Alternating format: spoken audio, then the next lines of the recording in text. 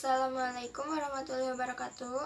Tujuan pembuatan video ini adalah untuk pengganti UTS mata kuliah Haki atau Hak atas Kekayaan Intelektual. Yes. Perkenalkan, nama saya Desyifa Nuridayah dari HK 19B. Pengertian Haki. Haki atas kekayaan intelektual ini berasal dari kata intellectual property rights.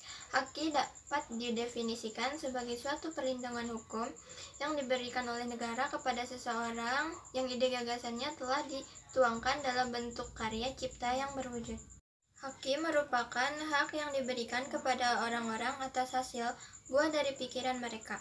Buah pikiran tersebut dapat berwujud dalam bentuk tulisan, kreasi, artistik, simbol-simbol, penamaan, citra, dan desain yang digunakan kegiatan komersial. Sistem Haki merupakan hak privat atau private rights. Disinilah ciri khas dari Haki. Seseorang bebas mengajukan permohonan atau mendaftarkan karya intelektualnya atau tidak. Hak eksklusif yang diberikan negara kepada individu pelaku Haki seperti inventor, pencipta, atau pendesain yang dimaksudkan sebagai penghargaan atas hasil karyanya.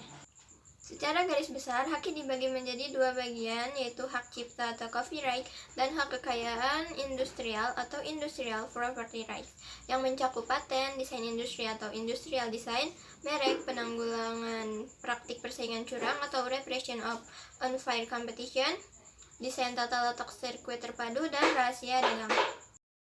Jenis-jenis Haki. 1. Kekayaan industrial.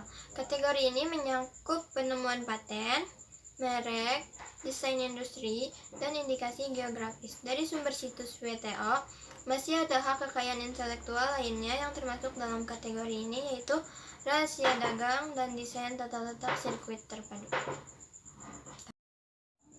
2.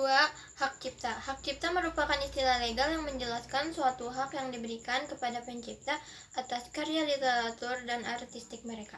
Tujuan utamanya adalah untuk memberikan perlindungan atas hak cipta dan mendukung serta memberikan penghargaan atas buah kreativitas. Pemegang hak cipta adalah penciptanya itu sendiri. Karya-karya yang dicakup oleh hak cipta termasuk karya-karya literatur seperti novel, puisi, karya pertunjukan, karya-karya referensi, koran, program komputer, database, film, komposisi musik, dan koreografi. Sedangkan karya artistik seperti lukisan, gambar, fotografi, dan ukiran, arsitektur, iklan, peta, dan gambar teknis. Kategori ini mencakup karya-karya literatur dan artistik seperti novel, puisi, karya panggung, film, musik, gambar, lukisan, fotografi, dan patung, serta desain arsitektur. Hak yang berhubungan dengan hak cipta termasuk artis-artis yang beraksi dalam sebuah pertunjukan, produser fonogram dalam rekamannya, dan penyiar-penyiar program radio dan televisi. Sifat-sifat Haki. 1. Mempunyai batas waktu tertentu atau terbatas. Apabila habis masa perlindungannya, ciptaan atau penemuan tersebut akan menjadi milik umum.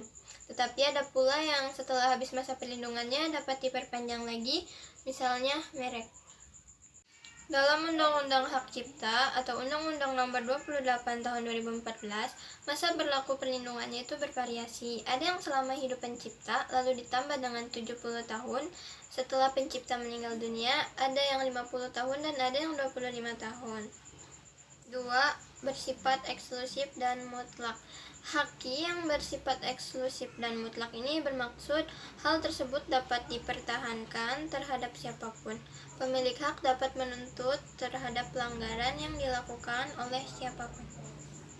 Sekian video pemaparan dari saya. Kurang lebihnya mohon maaf.